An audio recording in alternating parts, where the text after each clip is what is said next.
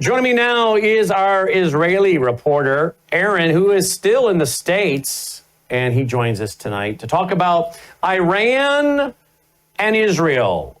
Is Iran about to get struck by Israel? President Trump has said, Israel, you're fine to do that, but for right now, I don't want to take part. I want to do this through diplomatic relations. Now, tonight, maybe you have heard about all the scuttlebutt related to supposedly another Signal app blunder by Secretary of Defense Pete Hegseth. I have no idea what the claims are as far as their validity, veracity, authenticity. Some say it's fake news. Others are saying they're quoting White House high unnamed sources. I don't know. I have no idea. The word is that pretty much a lot of the folks in the Pentagon want Hegseth gone. Maybe they have different reasons. Others are saying that there are those neocons and war hawks that want to go to war.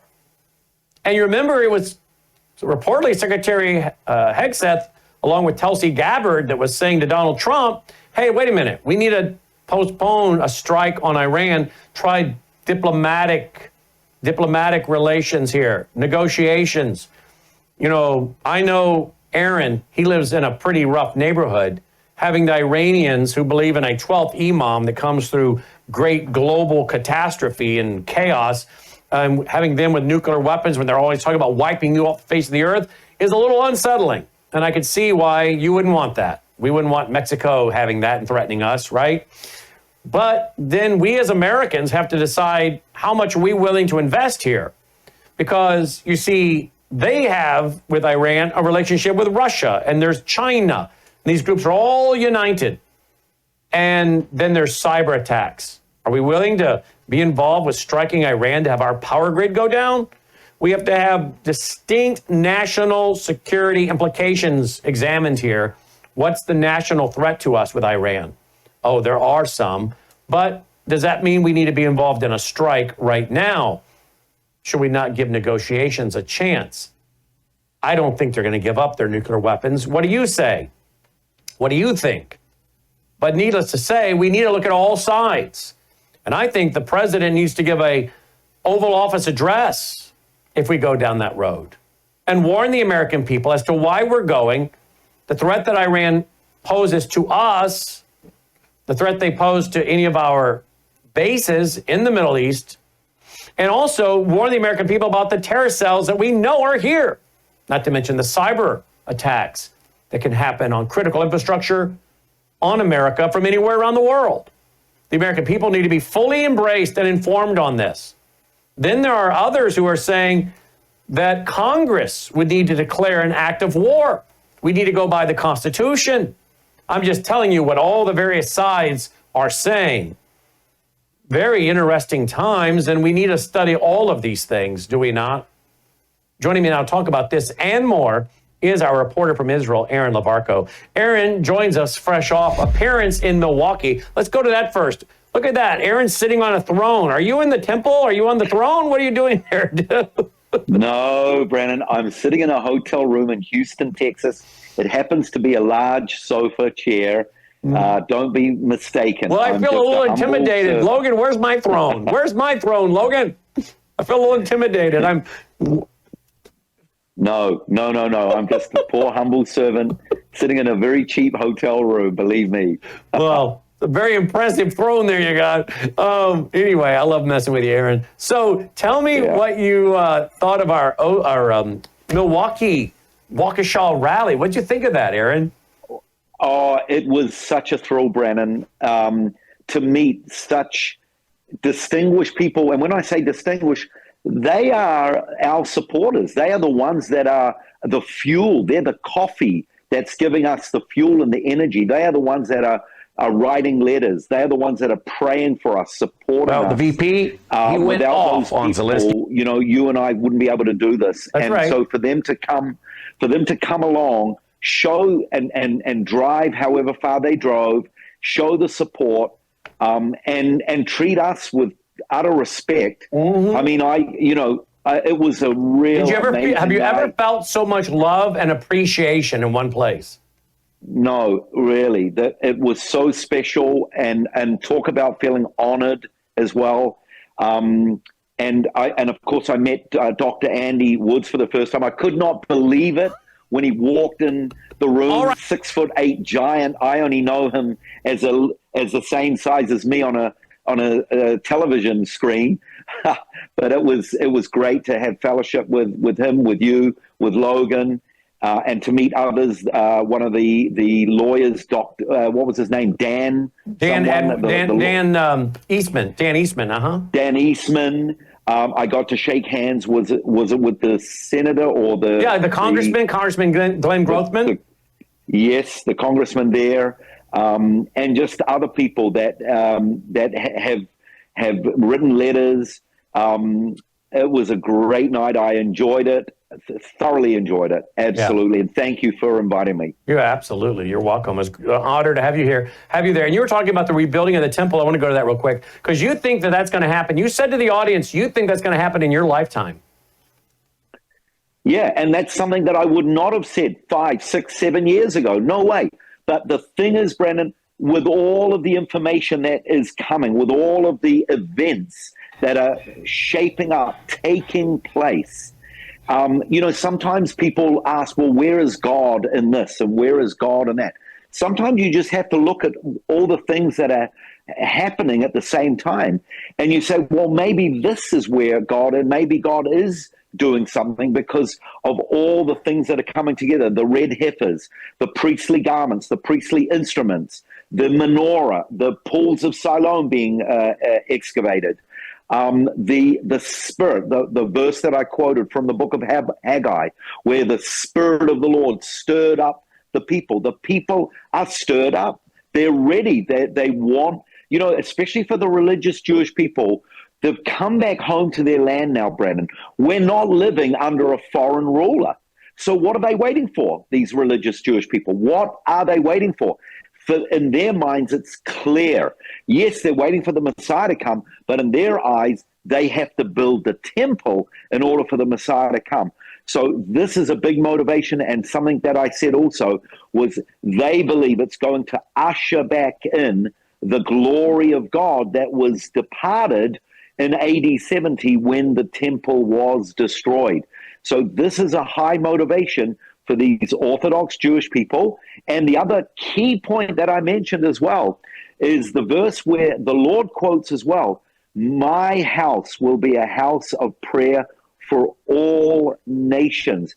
A lot of people aren't quite getting the universal vision connected to the rebuilding of the temple. There are prophecies in Isaiah and Micah that says in the last days, the mountain of the Lord, which is Jerusalem, the mountain of the Lord will be exalted above all nations, and nations will come up. So this talks about a universal. Now, of course, there are dangers in what I'm talking about, because we know that this temple, at some stage, this man of lawlessness is going to sit in the temple of God as God, and he's going to want glory as well. But we've talked about this many times. We don't need a temple as believers. We are the temple, but scripturally we know it's going to happen. So, yeah, I got excited talking about it, and I am excited talking about it because it's biblical prophecy being fulfilled. And the other thing is, again, I quoted from the prophet Haggai in chapter 2.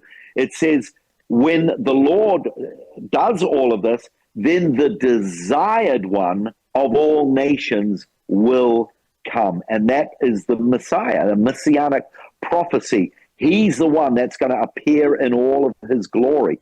So ultimately, that's what we are desiring, the return of the Lord. But we know that certain things have to happen beforehand. Yep. All right, let's go to, before we go to Iran, you guys striking Iran and Trump saying, hey, Israel, if you want to go do that. But right now, I'm not going to get involved in that. Before we go there, the death of Pope Francis, kind of shocking. I mean, we all knew he was in bad health, but didn't expect it after seeing him yesterday. Now, I think we've been talking about Cardinal Pizzaballa. That's the one I'm rooting for. Okay, that's the one I'm rooting for. I don't believe in Catholic doctrine, but I'm rooting for him because I think this guy could be very interesting from the standpoint of setting the stage for Bible prophecy, because he could help maybe negotiate a peace deal. And we know that in the Bible, there's going to be a peace deal, right? That helps to set the stage and a temple and all these events unfolding. So theology aside, I'm just going to put on my eschatology hat and say, I'm rooting for Cardinal Pizzaballa. What do you know about Cardinal Pizzaballa? Did you know anything about him before we started talking about him on this show a couple months ago? Yeah, I did. I read about him, I think it was a couple of years ago. He is born in Italy, of course, with a name like that, and he has resided in Jerusalem. He is the Jerusalem cardinal, and what I read about him, Brandon, is for many years now, I think it's up to about 20, if I remember correctly, he has had strong dialogue with rabbis. For those viewers who don't know, just outside of Jerusalem in a place called Latrun, which is believed to be the road to Emmaus after the resurrection, when the Lord was walking on the road to Emmaus. There's an area called Latrun. And in that area, there's actually a group of Messianic Catholics. I happen to know 3 guys who are part of that community. So he's had dialogue with Messianic Catholics, meaning they're Jews, they're Catholics. One of my lecturers in the School of Tourism is a Jewish Catholic Jesuit priest. So he speaks Hebrew. He dialogues with these people. He is a bridge with the Pope that has just passed away. So that's a really interesting bridge. And when his name got put forward as one of the 12 who will be chosen to be one of the successors, the headline in the Israeli papers was "Hu mi shalanu," which means he is one of us. Now, that doesn't mean he's Jewish, but he's from Jerusalem. He's the cardinal from Jerusalem, and I think that could play very, very significantly in future events, especially as we're talking about the Temple Mount, the rebuilding of the temple, some kind of ecumenical, multi-faith decision for the future. And by the way, this coming week, Brandon, I believe Donald Trump is meeting with the Crown Prince of Saudi Arabia, Mohammed bin Salman.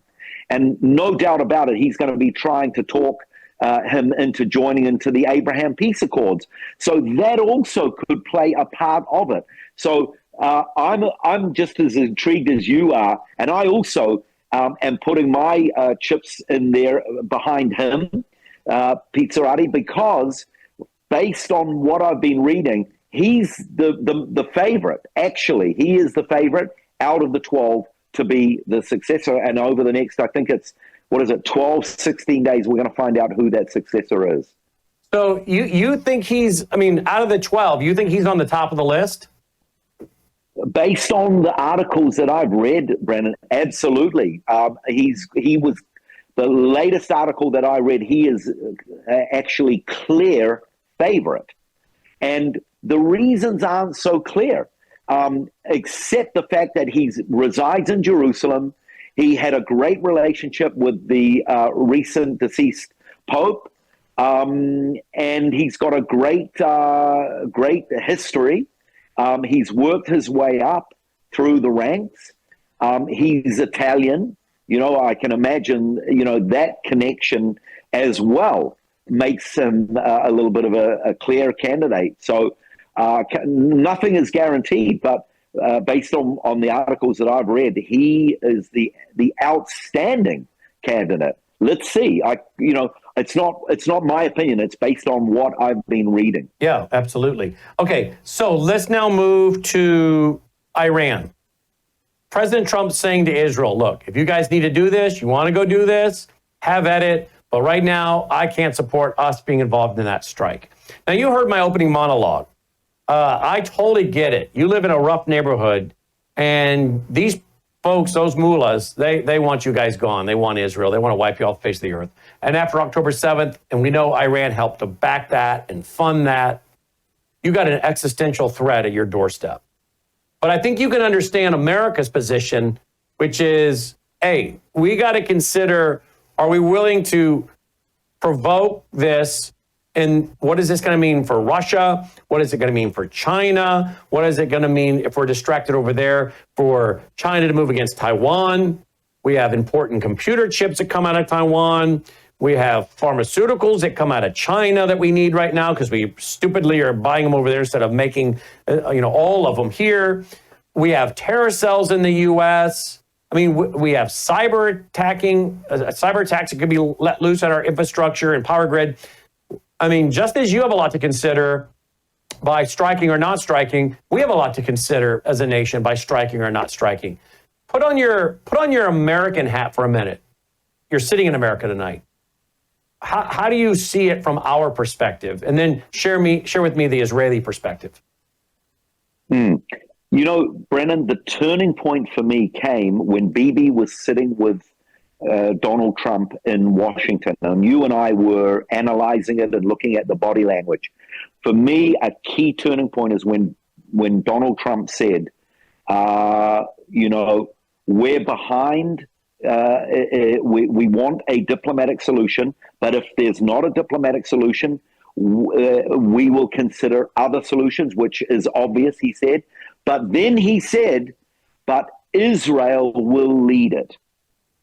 And that was a massive statement from Donald Trump. I did not see that coming. I did see the body language of Bibi, and he looked out of his, he looked like he was in deep waters. So having said all of that, I personally think really the ball is now in Bibi Netanyahu's court. And our nation, I've been following our news in the heartbeat. Brennan, our nation, where we know that the countdown is ticking, and only a very small percentage, 22% of the nation, only 22% out of the polls see a diplomatic solution as the answer. That means the majority are behind a military attack action, whatever that means. I want Bibi to press the button. The nation wants Bibi. We want these shackles of the fear and the intimidation, this axis of terror done with. Now, has Bibi got the will? Obviously, he's got the backing of Trump.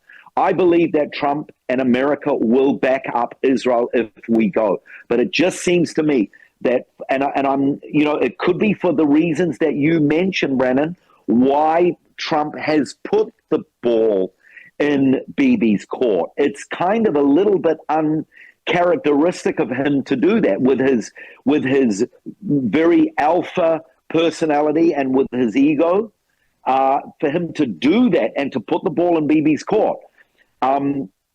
There are probably other factors that we don't know about. Now, here's one new factor that is a massive factor here. Just recently, I'm talking about the last number of days, Egypt, who has been a very close ally of America, they seem to be turning away from America. By the way, for the viewers, let me remind, Egypt are a member of, what is it called? BRICS. They are a member of BRICS. BRICS are a group of nations that are trying to come up with a different monetary system that is going to try and push the American dollar out. But Egypt in the last week, Brennan, they had military drills, not only with Russia, but also with China. Egypt are betraying America. That's what I'm reading about. So this could be another factor that Donald Trump is taking into consideration. He's looking at the region at large. Then there's the issue of Syria, what's going on, the unrest in Syria. Then there's the issue of Turkey, because let's not forget, Turkey are a NATO member. And if Turkey get involved, according to the laws of NATO, if, let's say, Turkey gets involved and they go to war with Israel and Israel strikes back at Turkey, the laws of NATO that if any NATO nation gets attacked, all the other nations Have to must be- come yeah. and defend. I think it's Article 5. It will trigger Article 5. Yes, exactly. So I believe, like I said, it seems uncharacteristic that Trump would put the ball in Bibi's court. There's got to be some reasons. Look, for all we know, maybe he's sat one-on-one with Bibi and he said, Bibi, I don't want to get the glory. I want you to get the glory. I want you to be the leader. This is your moment. Trump, he's got that side to him. He's got that side of his personality that he may be doing this to Bibi. Right. Does Bibi have the strength and the will to do it? We're waiting. This is not an easy time for Israel. The war is continuing to rage in Judea and Samaria, in Lebanon. Hezbollah are ramping up again with Hamas. And thankfully, there is positives. We are winning the war. We are taking out more and more terrorists. But the Iranian issue, oh my gosh, what is going to happen, Brandon? Yeah. What is going to happen? What is going to happen? All right, here's a clip by Donald Trump from the other day. Here we go. Listen to this.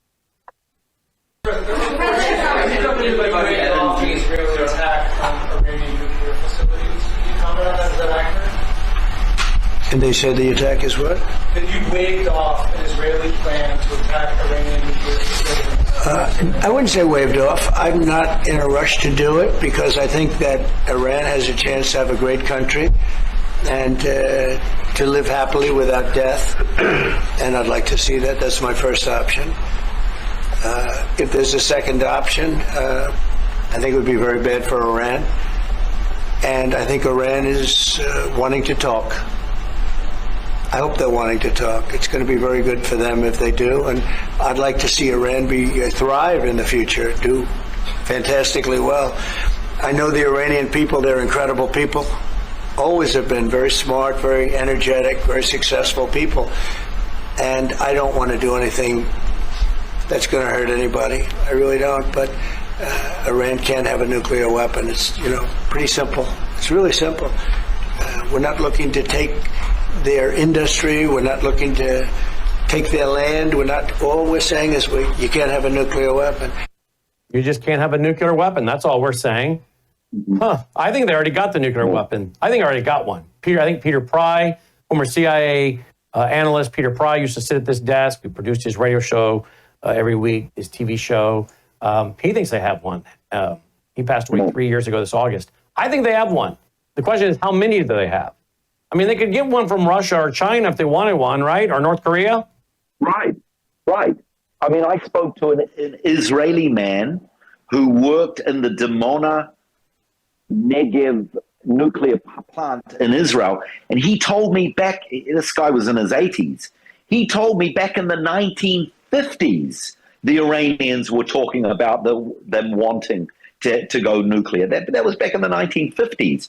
But, what Donald Trump was saying, look, Iran, they can have nuclear energy, but the issue is that they are using uranium to enrich it. That's the issue. If the Iranians would agree to lay aside the uranium and just go for nuclear energy for domestic usage, which, by the way, Saudi Arabia and America are going to be talking about that for Saudi Arabia this coming week. America are going to actually help the Saudis also get nuclear energy, but only at a domestic level. So if the Iranians would agree to that, but we know they won't agree, Brandon. We know that they deceived during the Obama administration, during the Biden administration. We know that. Now, you know what I'm hoping? I'm hoping that Bibi has got something like a beeper plan up his sleeve, that we're going to see something, what's the word, unconventional or non-conventional. I hope we're going to see something that's going to turn into a Hollywood movie, that we've got some, I've heard reports, Brennan, that maybe a good idea would be to take out all the nuclear scientists, take out their, do a cyber attack, and try to cripple them that way. That may be the solution. I don't know. America have been supplying Israel with an unbelievable amount of weapons and ammunition. Even this last week, I've been reading reports of more and more cargo arriving in Israel. So, they've obviously got some plans going on behind the scenes, but the big question is when. This talk can't go on forever, and I don't see a diplomatic solution at all. I think it's just a joke. And I think, Donald Trump, he's not stupid. He knows the nature of the Iranians. Let's hope that his spokesman, what's the guy's name? Witkoff or Steve Witkoff. Yep. Yeah, let's just hope that he is not deceived here into, or he's duped by the Iranians. But I don't think that's going to be the case. So, yeah, we're just having to wait and see. Are you familiar with the beach, Olga Beach in Hadariya, Israel? Yes, it's 15 minutes from where I live. Olga, near Hadera. Okay, 15 minutes. Did you hear there was a shark attack there? The article, Brandon. I honestly, I live in Netanya, which is very close. It's on the same strip of water, the Mediterranean coast. That's alarming. We don't get sharks, but let's hope that the waters aren't manifested with sharks. Yeah. Well, did you see this video footage? Watch this. This is two little kids. Watch this. This is right before the shark attack. So these kids thankfully weren't attacked.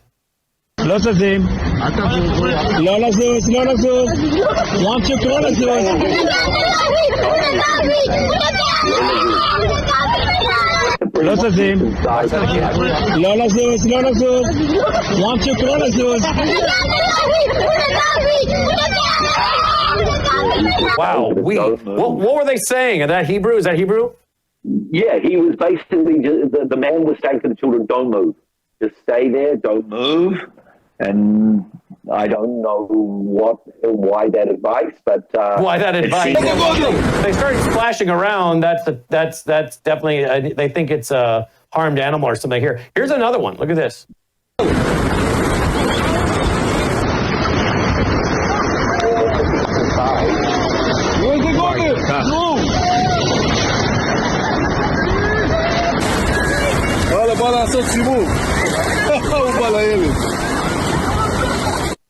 All right, that lady is just standing there filming. I don't know. But I guess after all you guys have been through, bombs and everything else, what's a shark passing you by? You guys are pretty brave, I guess. Well, or either that or everybody's just so stunned. I mean, because you're saying this is not common. It's not sharks, not at all. I mean, every year we have some serious jellyfish along the coast there. But sharks, definitely not. So that is a surprise. Thankfully, I didn't read of anyone getting bitten or eaten. But let's hope that it's a passing thing. Yeah. Well, they weren't wearing any Palestinian flags or keffiyehs, so that's good, right? Oh, wait a minute. An Israeli settler was killed earlier by sharks in Yanaya Beach near Neta. Here, let him read that. You realize where that's at, Aaron? What does it say? It says Beit Yanai Beach near Netanya. I live in Netanya. You live there? So I live in Netanya. Yeah. Wow. Yeah. I did not read about that. Well, here, wow. Let's see what the video is. Let's see. حياتي الغالي علي انه القرش اكل واحد هون. Oh wow. قطعوا. Uh-oh. يا وردي راح الزلمه كله دم راح الزلمه الله معه السلام عليكم ولو سمعتوا بالعبراني بيحكي كريش. Let's see that again. That was a guy out there, I think, wasn't there? وحياتي الغالي علي انه القرش اكل واحد هون. Oh yeah. يا وردي قطعوا. Yeah, I think there was a swimmer out there. What were they saying, Aaron? Well, the guys that were speaking, they were speaking Arabic, and I didn't understand. I understood a few words, but they seemed to identify the shark. So this is sad. This is the beginning of summer. where, in another about month or so, it's going to be the big summer holidays, and people pack those beaches.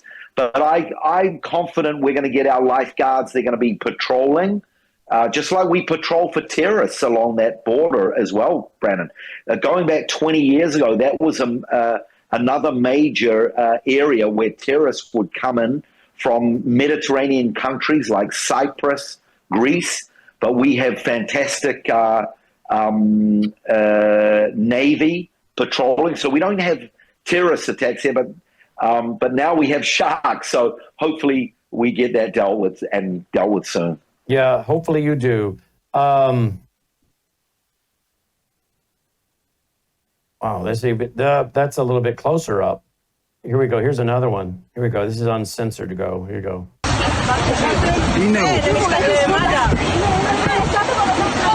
עם כריש. מישהו יודע להציל אותה? הוא נראה לי הוא עזב אותו. תקשיבי גברת. וואו, עם הכריש, הוא רב איתו. הוא מתכסח איתו. וואו. הם אוכלים אותו. He was doing his best to fight him off, was he not?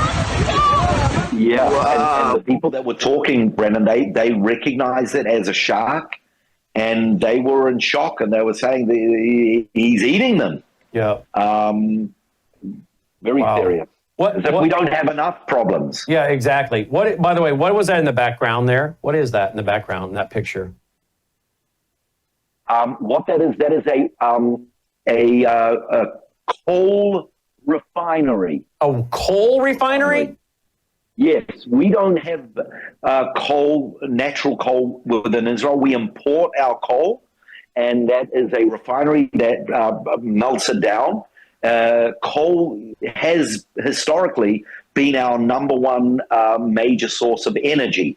But now, because we've discovered a mass amount of natural gas, we've discovered oil, we've got solar energy, we've got nuclear energy, but we still do use coal. Now, why would people be swimming around a facility that does that? I mean, is there anything going into the water?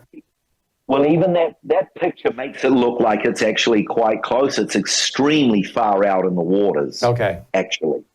But it did look close, but it's miles out. Really? Yeah.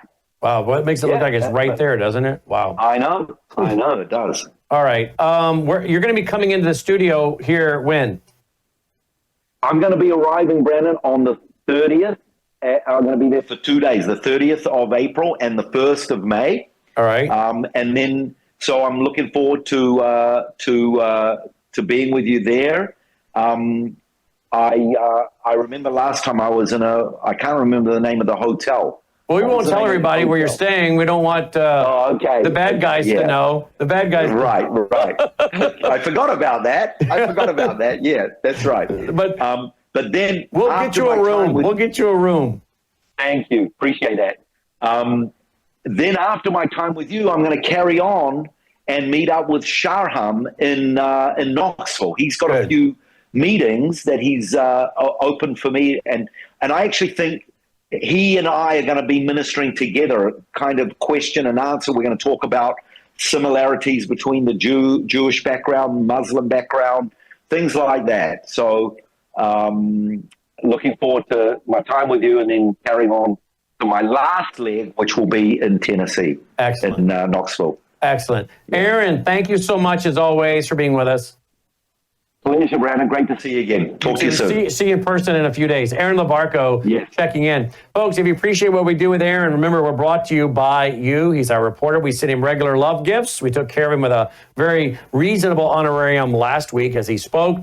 But again, if you appreciate what we do with our reports and our visits, not only here in the U.S. with him, but when he's back in Israel, we need your support so we can keep him on our team. WorldviewFoundation.com. Worldview Foundation.com.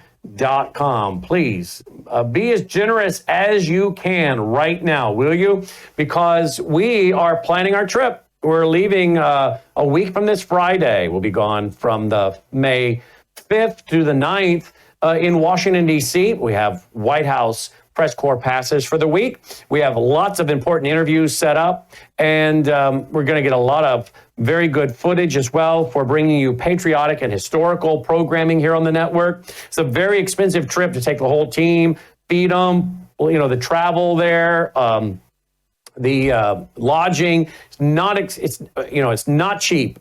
But we're doing it, folks, because we want to continue producing cutting-edge quality programming, as well as bring you some very important interviews. But also some of the stuff we'll be grabbing footage-wise for patriotic and historical, like History Channel type specials. We can play those for years to come. So please, if you appreciate what we're doing, we need your support now. Worldviewfoundation.com, worldviewfoundation.com. One of the things we heard from folks when we were there in person in Milwaukee was that there's not another network like Worldview Tube. Well, you know what, folks? That's by design. That's not by accident.